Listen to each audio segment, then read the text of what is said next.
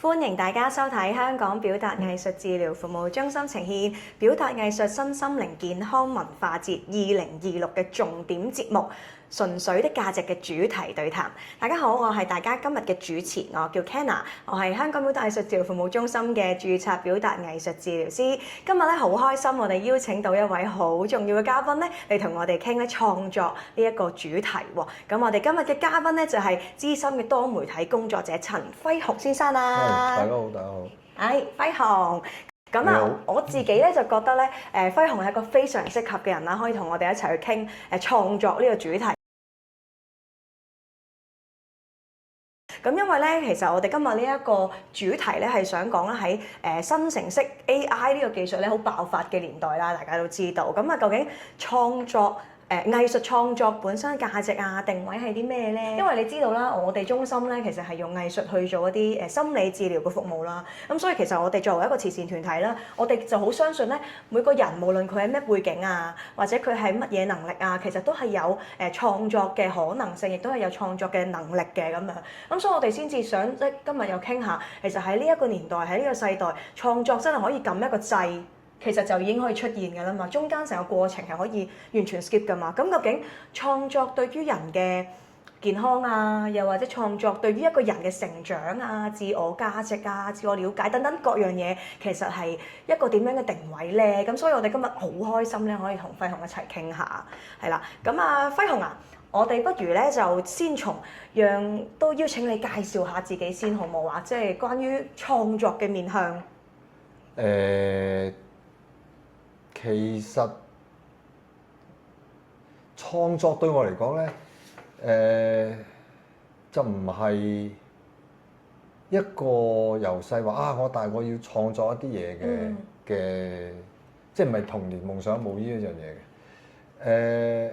係後來慢慢即係長大嘅時候咧，即係發現啊，原來呢樣嘢都幾即係我又唔係話真係好刻意咁去想話啊，我去創作一啲嘢，去創作一啲嘢。即係當然大咗出嚟做嘢就會啦，因為你嗰個工作嘅關係啦。咁但係我諗可能同好多人一樣，即係你開始發現啊自己幾中意去創作一樣嘢嘅時候，都係不知不覺之間會發現嘅。我自己嘅經驗咧就係我哋細個嗰陣時候咧，其實冇所謂一個創作係乜嘢嘅一樣嘢，即係後來當然大咗就會慢慢會理解到啦。咁其實創作咧就係4個字嘅啫，就係無中生有。咁我係點樣發現自己有無中生有嘅能力？都唔係能力，或者係個傾向啊。OK。就係因為個人咧，唔知點解係細個嘅時候咧，我記得我可能係第一個創作咧，就係幫同學仔啦，即係嗰陣時細個，譬如係可能小學咁就係改花名。即係我唔知點解你會做咗一樣咁嘅嘢嘅，就係譬如我有一個同學，我其實冇聯絡佢好耐，唔知佢聽咗之後會唔會介意？譬如佢係姓洪嘅，咁佢個名叫家王，咁洪家王就係佢個名啦。咁但係咧唔知點解咧，我就會叫咗佢做阿橙嘅，因為我個印象中紅色加黃色咧就會變咗做橙色嘅。咁所以我就叫咗佢阿橙。咁以後咧就所有人喺個同學入邊咧都會叫咗佢做阿橙嘅。咁就無端端幫佢起咗個花名啦。創作本質上應該係天馬行空，應該係好自由嘅。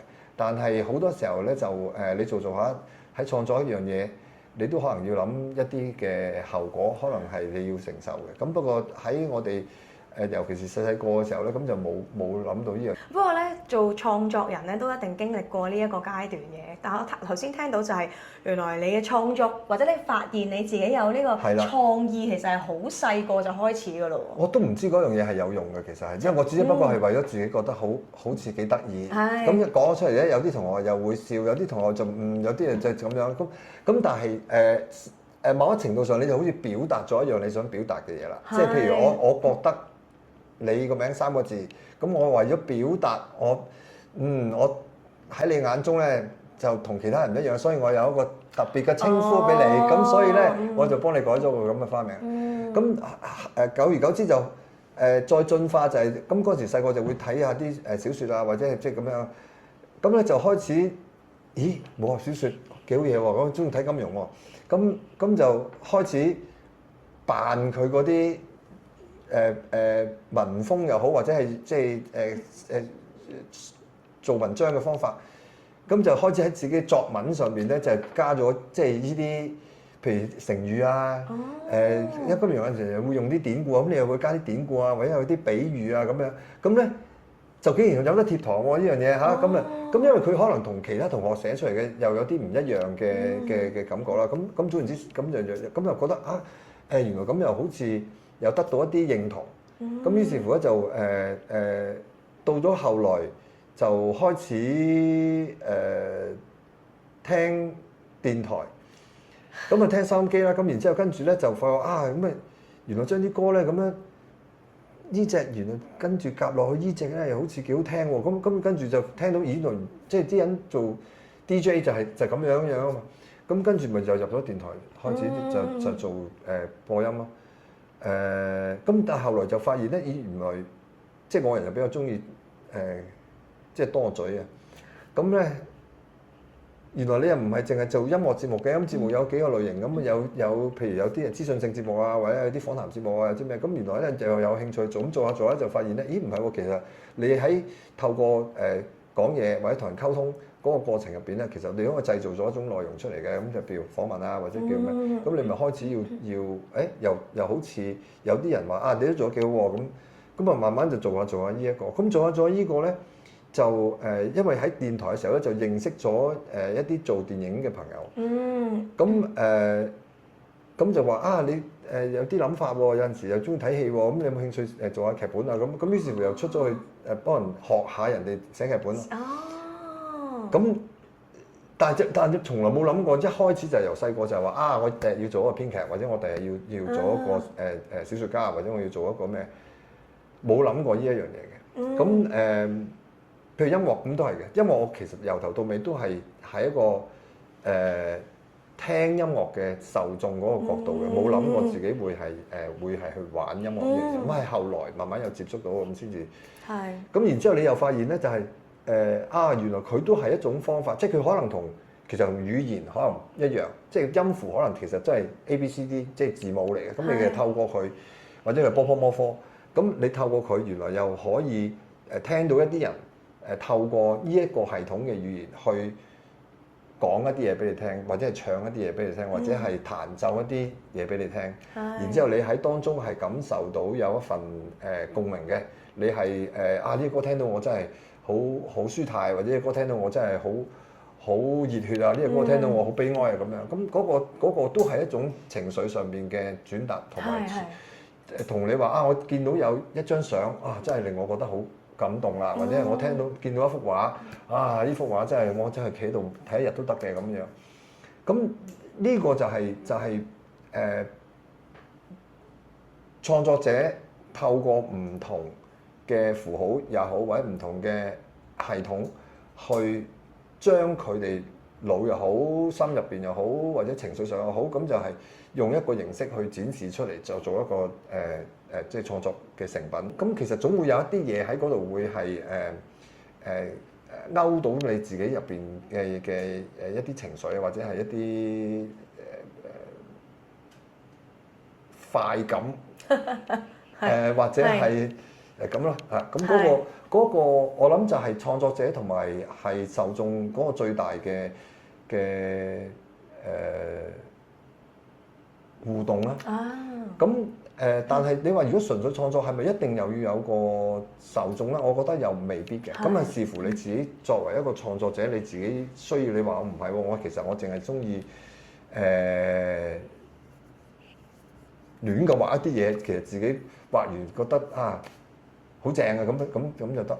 咁你話我係唔需要有觀眾嘅，亦可以。你話我唔需要有聽眾嘅，亦都可以。咁但係你話我有個好處係咩咧？有就係話其實佢係完成咗嗰個圓嘅一部分啊！即係創作嘅人咧，就喺即係如果你當一個圓形，佢就係一個圓形嘅一橛嘅啫。如果你有咗接受你嗰個創作，或者佢會去欣賞你嗰個創作，咁你個圓咧就係一個一個圓啦。係，喺其實我哋做表達藝術治療裏面咧，其實都有好類似嘅一個角度去睇事情，因為我哋都睇其實即係可能喺個藝術創作裏面，或者我哋講緊即係一啲生命嘅經驗咧，其實都需要一個被看見嘅過程，或者被見證嘅過程咯。所以其實可能俾喺藝術作品，其實當佢承載咗你嘅一啲諗法啊，或者係一啲感受啊、情感啊嘅時候，其實被別人看見或者被見證你嘅一啲成長，其實都係一個好重要嘅過程。係重要嘅，因為嗰個，但係我嘅意思係話，你唔好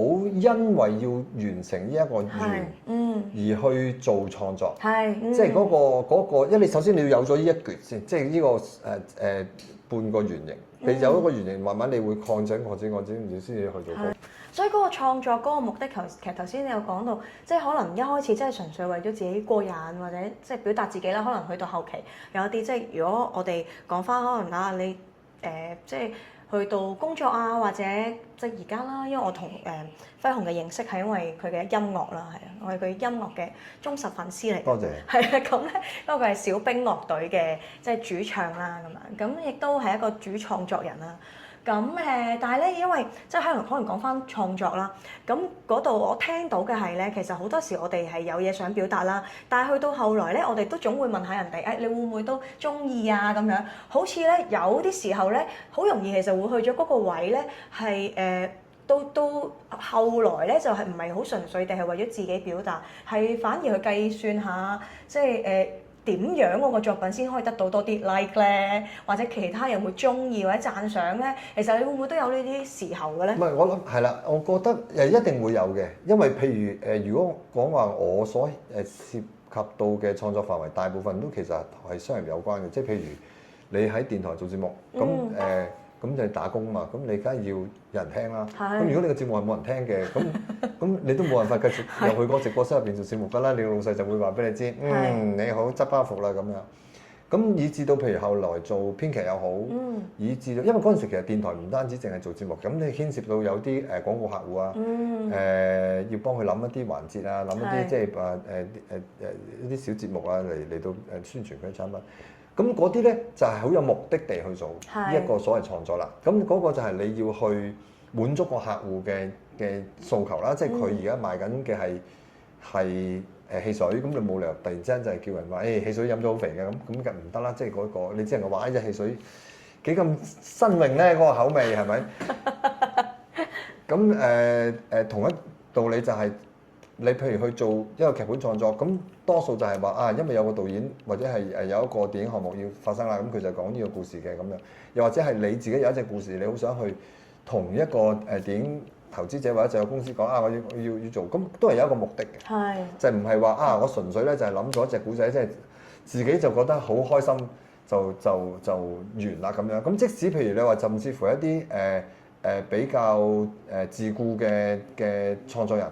咁譬如而家因為有網絡嘅關係，咁其實佢起碼都可以寫咗一個文章或者寫咗一個小説，佢都可以掟咗上去個網上邊，然之後發表，咁然之後就可以得到一啲迴響。好似你話即係到底有幾多人留言啊，有幾多人影響你啊，有幾多 like 啊，有幾多人唔中意啊，有幾多人 subscribe 啊，有幾多人關注啊咁樣。咁喺當中揾翻一個未必完全係商業上嘅回報，即係可能就係原來。有好多人認同佢呢個諗法，又或者佢諗咗一隻好聰明嘅古仔，或者佢諗咗一隻呢隻古仔真係治愈啦，即係有好多人就係話好溫暖，我睇完你呢一個古仔，或者係我畫咗一個漫畫，然之後跟住原來好好笑啊咁樣，咁你喺當中就會揾翻一啲係喎，原來我做呢樣嘢，除咗我自己高興之外，原來係會影響到人嘅。咁然之後你影響到人嘅時候咧，嗰啲人俾翻你嘅回饋咧，又影響翻你。繼續去做呢樣嘢，或者去修正下你以前嘅諗法，或者係去係喎，原來有人咁諗嘅，咁你咪從而會再了解同埋認識自己再多啲，或者你嘅成長可能都係透過呢啲過程嘅不斷嘅重複與互動當中，去到有一日你望埋塊鏡度我其實都係一個唔錯嘅創作人喎咁樣，咁嗰個所謂唔錯，其實好大部分未必一定要係話你有幾多作品係被接受，而係話你而家尤其是呢個世界，你有作品唔俾人鬧已經係係叫做相當成功㗎咯，我覺得係，因為係咪都會鬧下㗎嘛。咁創作人其實冇話一個特定嘅終點，我覺得，但係你可能要揾你自己嘅起點咯。好，咁啊，頭先我哋有講過啦，一開始都話其實 AI 呢個年代咧，真係撳一個掣就已經可以有作品出嚟啦。咁尤其是即係你知道啦，即係可能頭先我哋有講話，我哋好多時嘅創作都會想得到別人嘅認同啊咁樣。咁其實咁樣仲快添喎，我出咗個作品咯喎，咁人哋如果真係中意喎，咁可能都係我寫啲 prop 寫得好啊咁樣各樣，咁其實都好直接就有嗰個效果噶咯喎。你點睇咧？你覺得？我諗翻去你嗰個問題，你用到作品呢個字，點樣 define 作品先？你點 define 啊？唔係嗱，即係譬如你話我而家喺電腦度，我用 AI，我撳一個掣，無論我係一個做音樂嘅 AI 或者係一個做影像嘅 AI，咁佢係會生成咗一個產品，我覺得係。係。可唔可以叫作品？我就唔係太同意。咁但係當然譬如你會用咗作品呢一個字啦。咁呢個咪就係話我哋首先對於作品嗰個定義有一定嘅唔同先。因為我如果你話撳一個掣就會即係出咗一樣嘢，譬如你話係一張相，譬如你話咁你話你幫我執一張相，係咁咧，我覺得都仲可以。但係你話你幫我生成一張相，嗰張相係唔係一個作品咧？當然你又可以話咁，因為我俾指令俾得好詳細，咁然之後咧，佢就透過佢嘅運算咧，就喺網上面以佢認識嘅所有嘅依啲圖像，就生成咗一張圖像啦。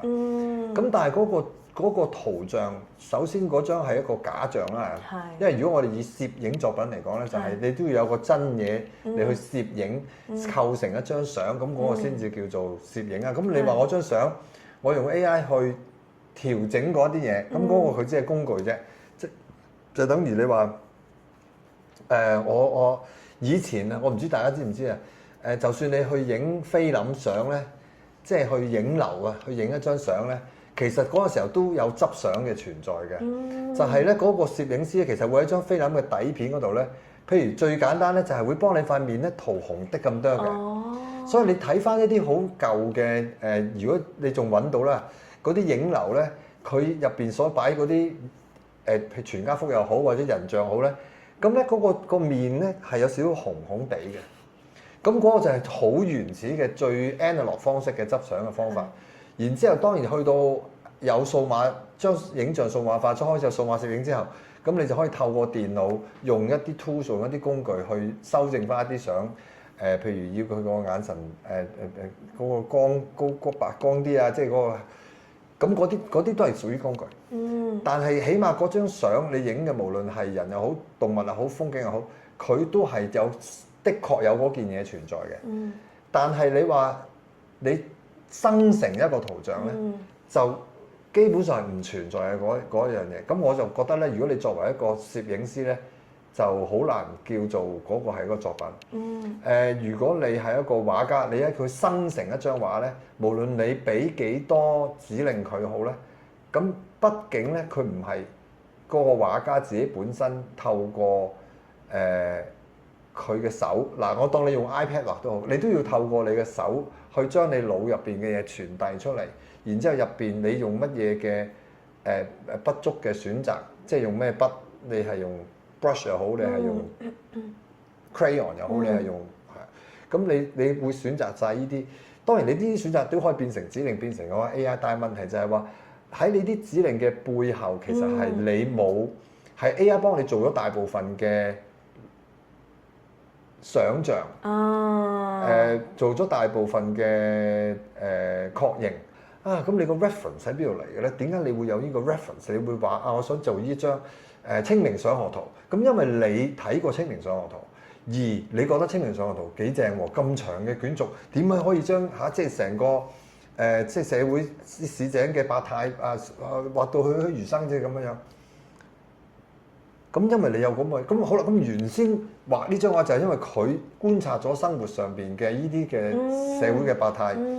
咁於是佢就呢度就入嚟咁有醒，然之後跟住咧就呢度就有啲兵喺度就巡邏，咁然之後跟住守城，咁然之後入邊咧就有人喺度賣嘢，跟住有人喺度各個生活唔同環境嘅嗰個記錄。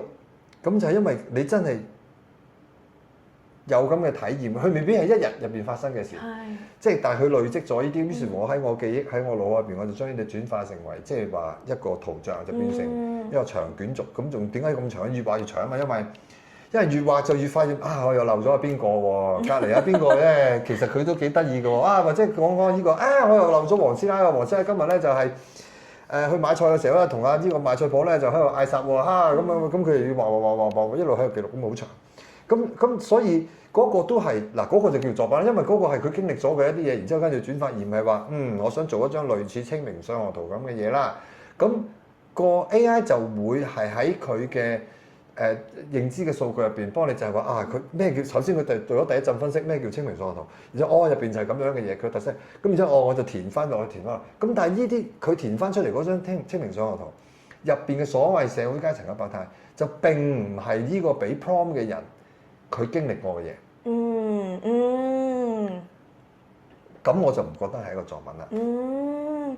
所以頭先聽到係喺嗰個作品裏面，或者藝術嘅作品入面，其實包含咗好重要嘅係一個想像空間啦，同埋有好重要嘅係一個自己去到 make decision 嘅一個機會。重點嗰個係佢冇個人化，即係作品必須有個人化嘅。我自己認為，即係你同你有咩關係先？即係你話我可以俾好多指令，但係嗰指令其實可能同你冇乜關係。你嗰個指令只不過係我見過一張清明上河圖咁嘅嘢，而我而家想生成一個清明上河圖咁嘅嘢。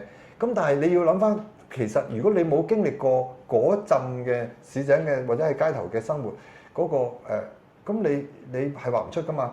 咁嗰個你咪冇咗個人化嘅東西喺度咯。即係其實好多藝術家都係咁，將自己人生嘅經驗啊、佢哋嘅觀察啊、情感啊變作作品啊，係有一個咁樣嘅階段。即係所以作品嚟講，個人化係重要嘅，我覺得係。即係當然你話有好多都係大同小異啊，或者點樣樣？點解即係咁？但係正正就係你講得出佢係大同，你都講得出佢嗰個小異，先至會形成嗰個係個作品啊嘛，係咪？係，所以咧，我哋而家成日咪話咧，上網睇啲圖咧，都可能呢個睇就睇得出係 AI 整嘅話，有陣 AI 味咁樣噶嘛。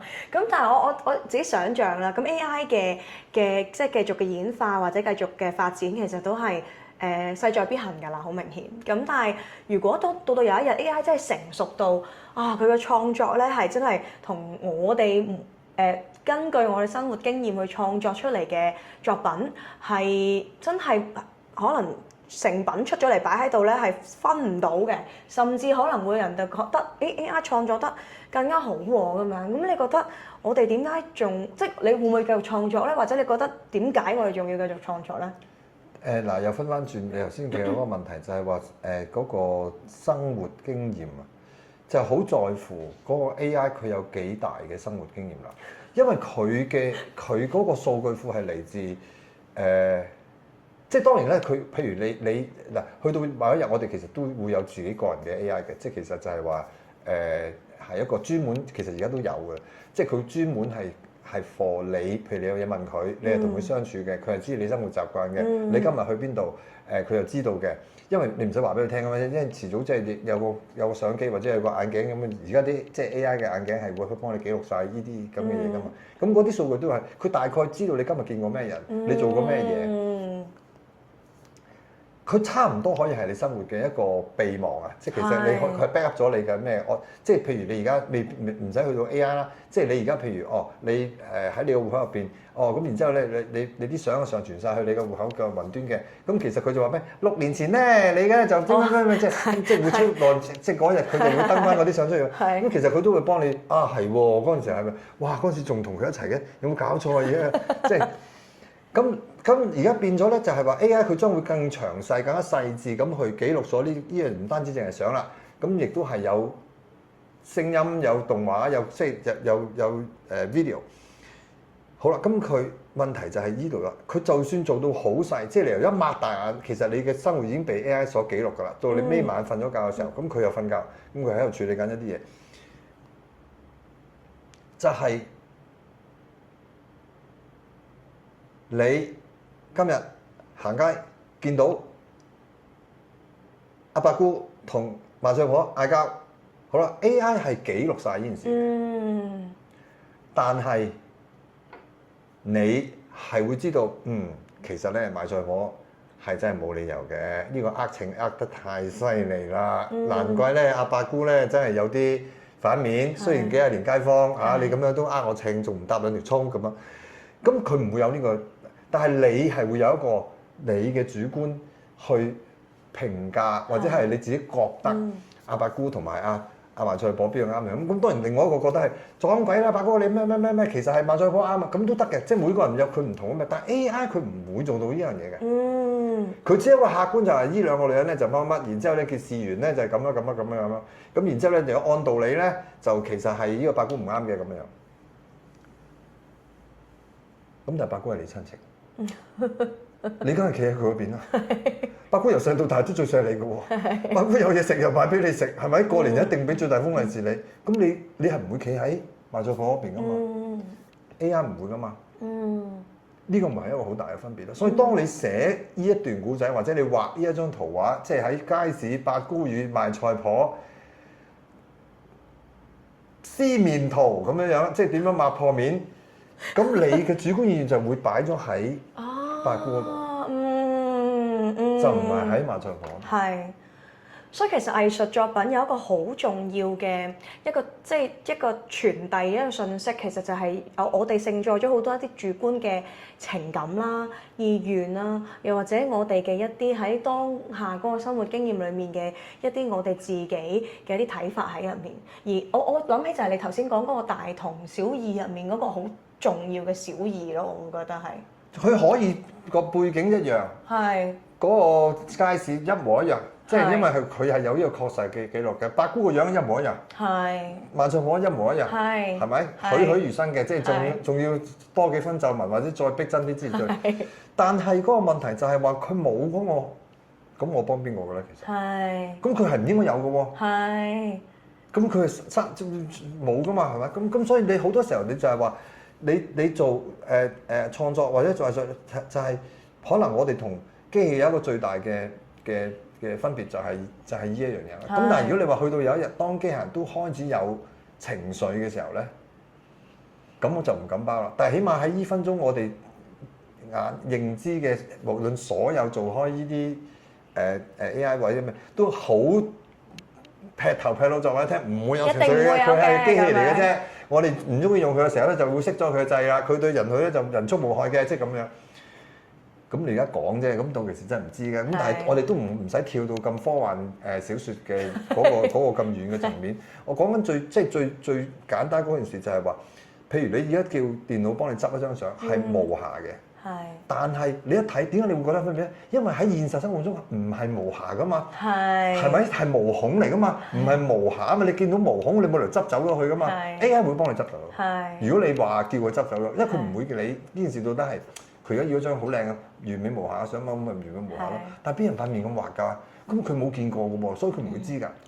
即係佢喺數據入邊，佢有晒呢啲去令佢生成一張圖像嘅所有條件，但係問題就係佢唔知。係，所以你令我諗起好似頭先你講街市賣菜嗰個例子咁樣，就好似譬如我哋你見到係嗰幅圖㗎啦，可能 AI 就係咁畫㗎啦。但係我哋主觀嘅想像其實都好重要㗎嘛，即係我哋覺得啊有情感嘅牽係嘅嗰個人，我親戚喎，我話佢慈祥啲先，我話佢其實個用色係點樣先，眼神都唔同啦。係啊，其實呢啲係你會有好不自覺，或者無論係有意識又好啦，定係潛意識都好啦，其實你都係會有不自覺嘅一啲選材係唔同噶嘛。呢個就係我哋嘅作品咯，係咪？係啦，即係呢個就因為你賦予咗個人色彩入去，你賦予咗一個你自己有個主觀嘅判斷又好、意願又好、選擇又好咁樣，咁所以佢先至有你嘅某一啲基因喺入邊。係。咁所以嗰個先至叫得做你自己嘅作品。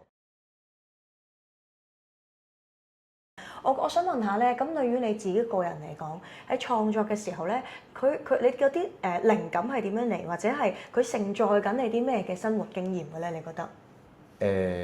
應該話靈感咪就喺生活嗰度嚟咯。係。即係好多時候係身邊發生嘅事啦，朋友發生嘅事啦，嘅經歷啊，或者係我 even 譬如有首歌係叫《幸福紅手卷》，咁《幸福紅手卷》咧其實係一隻英文歌嚟嘅，就係 Edmond 原本寫嘅一隻英文歌嚟嘅。咁佢有一次就係半夜唔係夜晚啦，咁然之後其實就掟咗我翻呢隻歌你可唔可以寫轉廣東詞啊咁樣？咁我就好啊嘛，我咪咁嗰陣時電視做緊咩咧？嗰陣時電視就啱啱做緊俄烏開始戰爭。哦。咁咧就係嗰個新聞片咧就係 BBC 定係咩咧？即係類似即係轉咗一個新聞片。咁咧就講話係烏克蘭嘅男子咧就要去打仗啦。咁然之後咧就呢個本來唔係一個士兵嚟嘅，但係因為佢哋唔夠兵啊，咁佢要去打仗，咁於是佢就臨走就同佢嘅太太咧就喺度，即係有一個鏡頭係咁樣。咁我就係因為咁樣樣就寫咗一段歌詞。哦。咁嗰個咪就係你，因為我真係睇到佢嗰個訣別的眼神也好，或者係嗰種無奈，但係又要去即係去力抗呢個入侵佢哋國家嘅即係要抵抗啦，咁樣去保家衛國啦，咁嗰個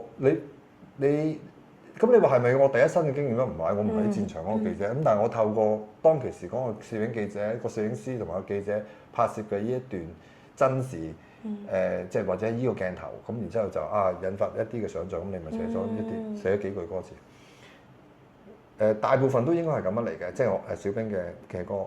咁亦都係近年我自己本身比較做得舒泰一啲嘅創作，即係翻去其實係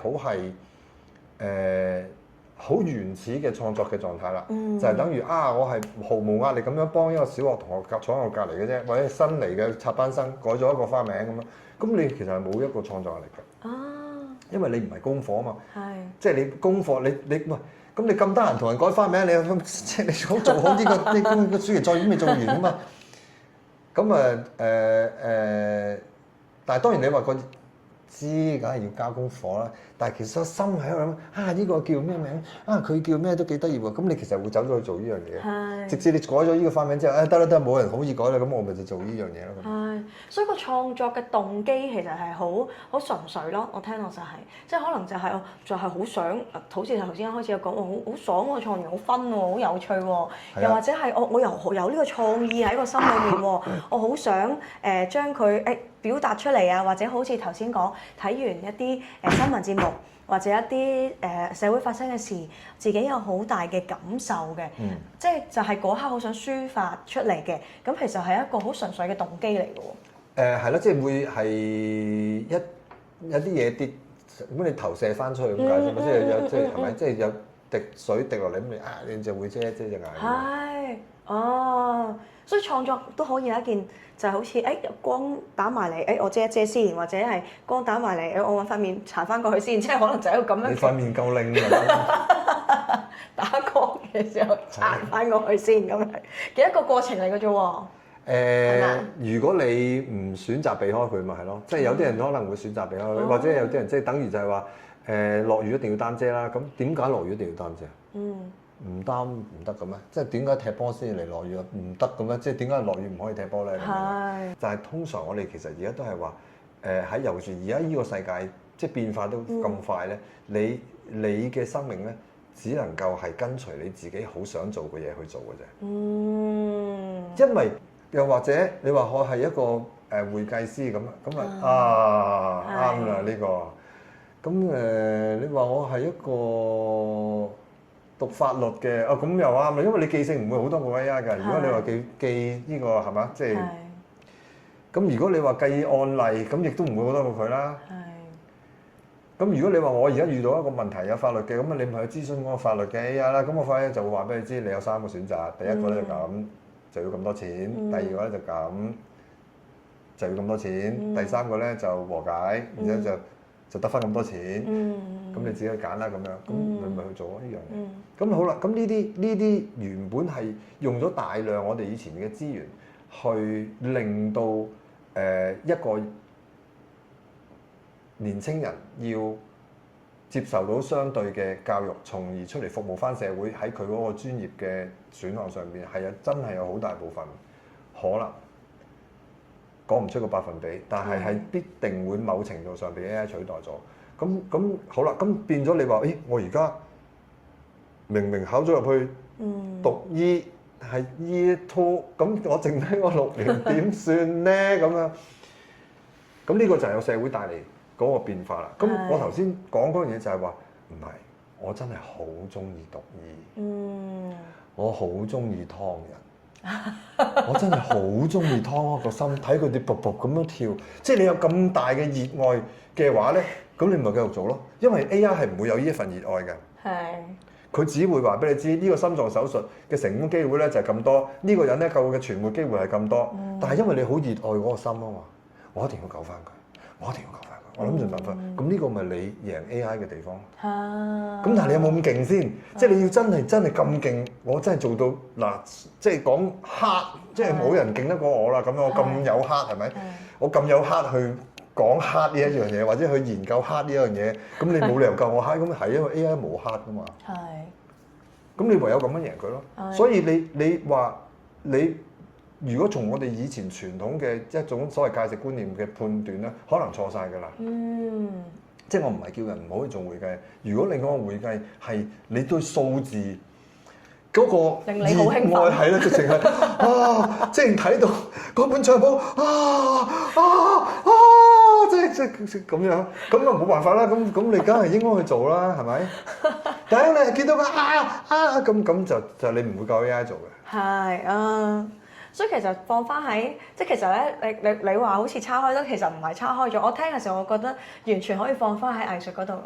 即係講緊創作嘅話，其實就係講緊創作俾緊你啲乜嘢。即係你嗰當中你創作嘅時候，哇！你係咪真係好似我哋頭先講？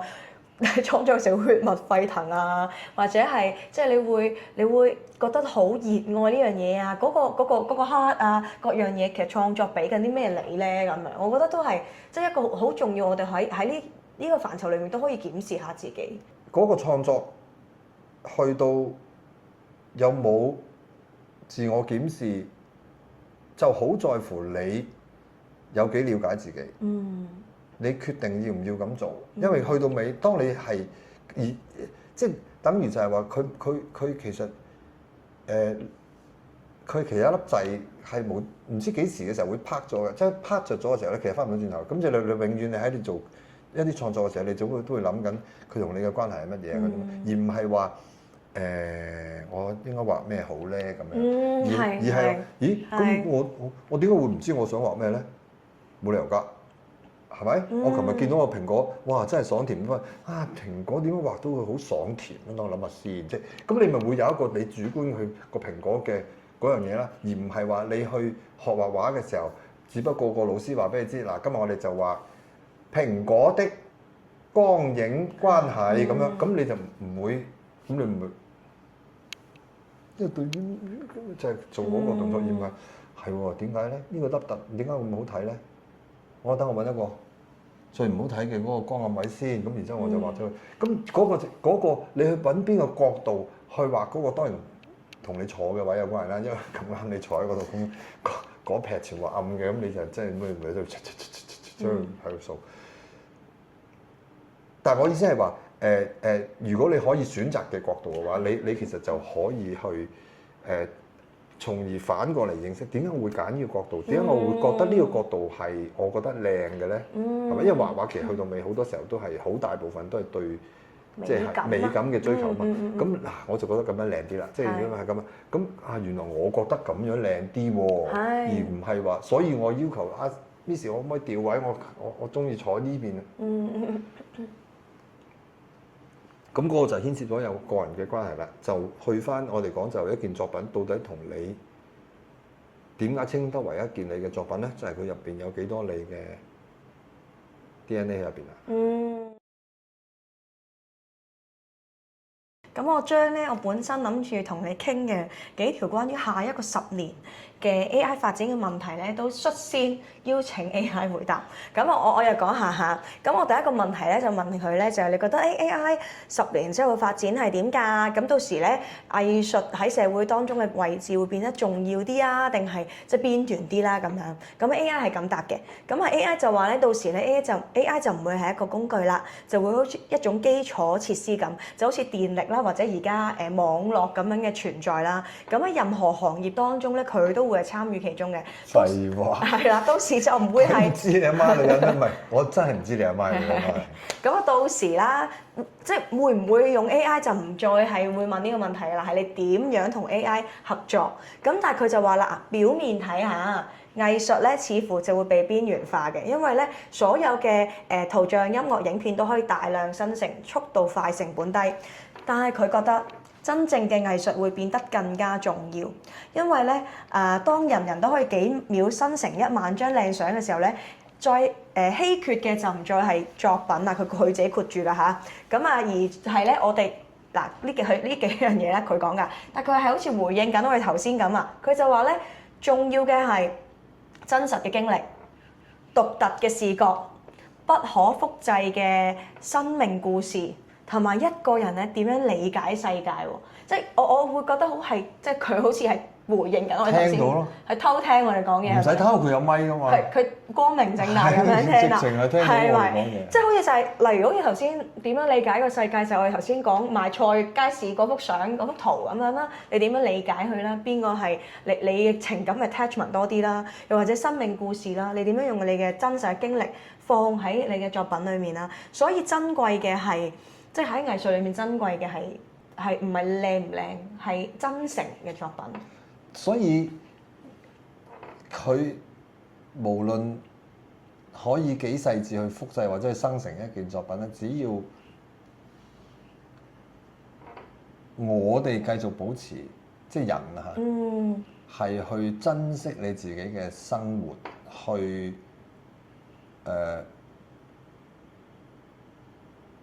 玩味你生命中嘅每一樣好有啊唔好，即係喜怒哀樂，其實係嗰個情緒。佢唔會取代到你嘅所謂藝術嘅表達嘅，因為佢可能個技巧可以好高，但係佢如果冇情緒咧，佢就唔會有一種，因為你譬如我哋。點解要做藝術？譬如話嗰個圓，翻去講嗰件事，就係因為嗰個圓嘅另外一橛，即係我哋做依邊呢個圓，嗰個圓，嗰個圓都係人嚟噶嘛。所以就係只需要你喺你生活入邊，有一定嘅即係同生活即係你個接觸，因為有啲人，譬如我講緊嗰件事就係話，有啲人可能每日都係繼續過緊生活，但係其實佢每日都冇生活嘅。你明唔明？即係佢正常地起身，然之後跟住咧就搭車，然之後跟住無論翻學好、翻工好，即係冇嘅。佢都係可能喺度打緊機，佢即係咁樣。咁即係唔係話打機嗰個唔係一個生活，即係睇你喺當中你得到啲乜嘢？譬如話啊，我係原來喺個地鐵入邊得我一個人冇睇住手機嘅咋，即係譬如咁樣。咁呢張相本身已經好特別嘅，即係佢記錄咗一個時代嘅，即係話就係原來每一個人搭地鐵都係一定要睇住個手機嘅。咁咧你係唯一一個冇嘅，點解咧？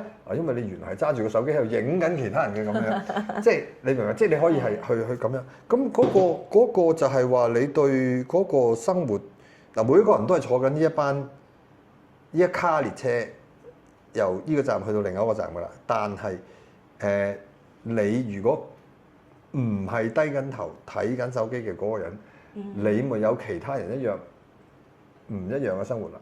係，即係你望出去個世界係唔一樣嘅，即係所以嗰個視覺係會令到你喺做創作任何一樣嘢嘅過程入邊，會同其他人唔同嘅地方啦。呢個都係一個活在當下嘅能力。因為好似即係我哋每一個存在啦，係咪有意識自己每一個選擇、每日嘅每一個生活或者行嘅每一步，即係咪都係我哋有意識，我哋經驗緊啲乜嘢咧？咁係咪都係一個你個人係喺個當下嗰度咧？你嘅五感各樣，你係咪都係切切實實咁去經驗過咧？我覺得就係頭先講即係 AI 嗰個答案啦，講緊嗰個真誠咯。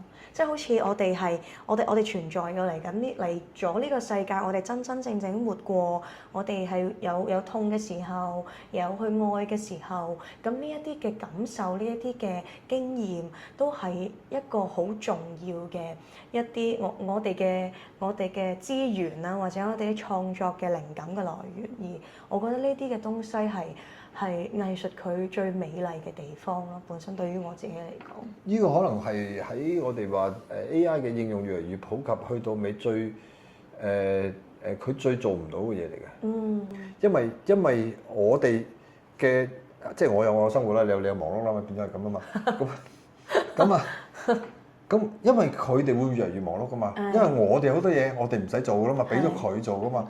咁我哋咪有得繼續自己生活啦，係咪先？咁呢個就變咗係我哋會進入咗另外一種生活嘅模式嘅，即係個空間會大咗多咗好。咁你會重新 rediscover 翻一次喺你生命入邊嘅嘢㗎，你就會係係喎，原來有啲。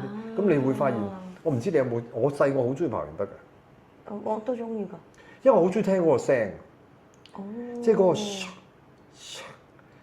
咁我又好中意睇住嗰個鉛筆碎，即係你刨完筆，咁佢係一片木，因為好薄嘅一片鉛筆，嗰個木咁樣捲出嚟㗎嘛，即係我好中意睇嗰個，同埋刨嗰個聲個配合嘅。係。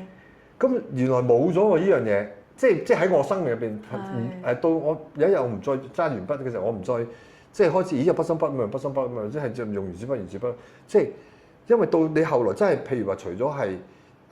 我諗除咗畫畫，即係要用鉛筆會畫。咁但係嗰件事咧，其實係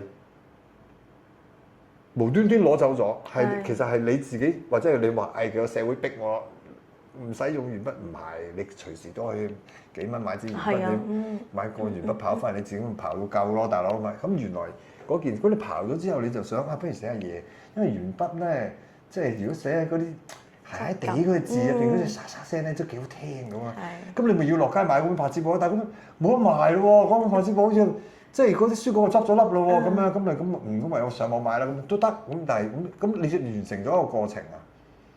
即係我會覺得呢個就係嗰個生活啦。即係我同一支鉛筆原來可以久別重逢。原來我再次見翻佢。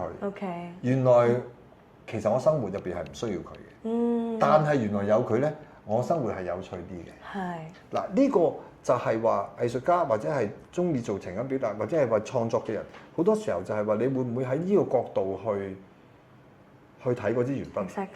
你頭先講咗嗰個係一個好好嘅例子，其實個感覺就係好似咧，俾翻人去發掘翻自己生活嘅嗰個質感，好有質感。我覺得即係每一件事，每一組件事，即係一件接下一件，即係好 follow the flow 啦。我哋有時都會講，即係 follow the flow 嘅喺個生活裏面啊，每一樣嘢牽係到啲乜嘢咧，我哋就跟住嗰個進程慢慢去創作，慢慢去細味生活，甚至好似即係。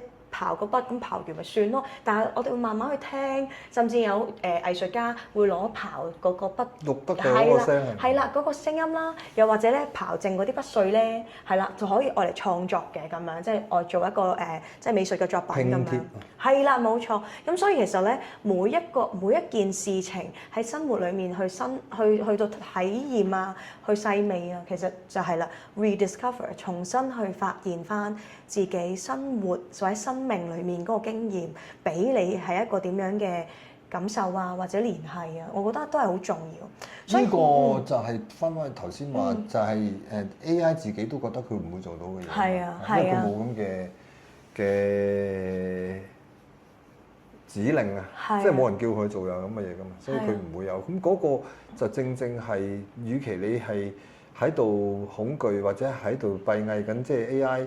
哎呀，點咧？佢第日我就唔知接受佢好唔接受佢，或者係佢會唔會取代咗我而家做緊嘅嘢嘅時候咧？即係你反而去諗翻係有咩你有佢冇嘅咯？我會覺得我哋人嘅優勢咧，就係我哋每一個生活經驗同情感，所以可能真係要開始唔好逃避自己嘅情感啦。因為我諗好多人喺生活當中咧，情感啦、情緒啦，係劉德華嘅情感的禁區，係啦，會拱走咗。因為真係㗎，喺生活裡面有好多。你又識呢隻歌好耐㗎喎，冇理由啦。喺生活裏面有好多嘢情緒或者各樣咧，即係好多時俾工作啊，或者好多我哋嘅世界或者社會好講求理性啊嘛，係咪？即係理性啊、邏輯嘅運作啊，好似情感呢件事係好似會阻礙佢咁，但係其實情感呢件事我哋最獨特嘅東西，我哋真係去到唔好逃避自己嘅情感，然後去面對自己嘅情感，勇敢一啲。我覺得呢一個係真係我哋人類嘅優勢。我哋頭先有喺 off camera 有討論過啦，將來可能即係我哋大家都 AI 幫我哋取代晒一啲工作啦，我哋可以躺平多啲啦。咁我都好即係期待，如果我可以有躺平多啲嘅一日。但係我會記住你頭先講嘅就係，如果我哋有多啲空間去躺平嘅時候，除咗真係躺平之外咧，其實都可以留翻啲空間去到重新發現我哋嘅生活。我覺得一定會有嘅，因為人即就算你話躺平，咁你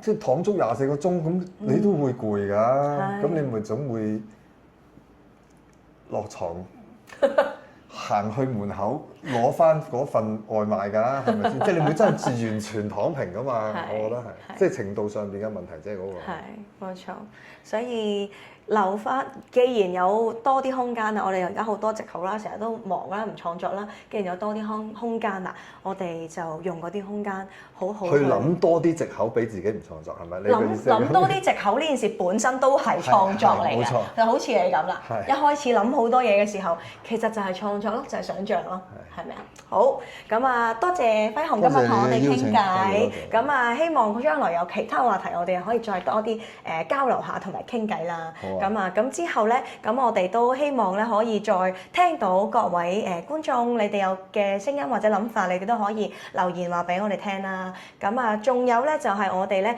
香港表達藝術治療服務中心咧係一間註冊嘅慈善團體啦。今次呢個成個文化節咧都有好多嘅活動咧係讓大家真係嚟創作嘅，係啦。咁所以咧都歡迎8月咧大家都留意下我哋嘅Facebook 啊、IG 啊或者我哋嘅一啲公佈啦。咁啊嚟同我哋一齊咧去到重新發現你嘅生活啦。多謝大家，拜拜。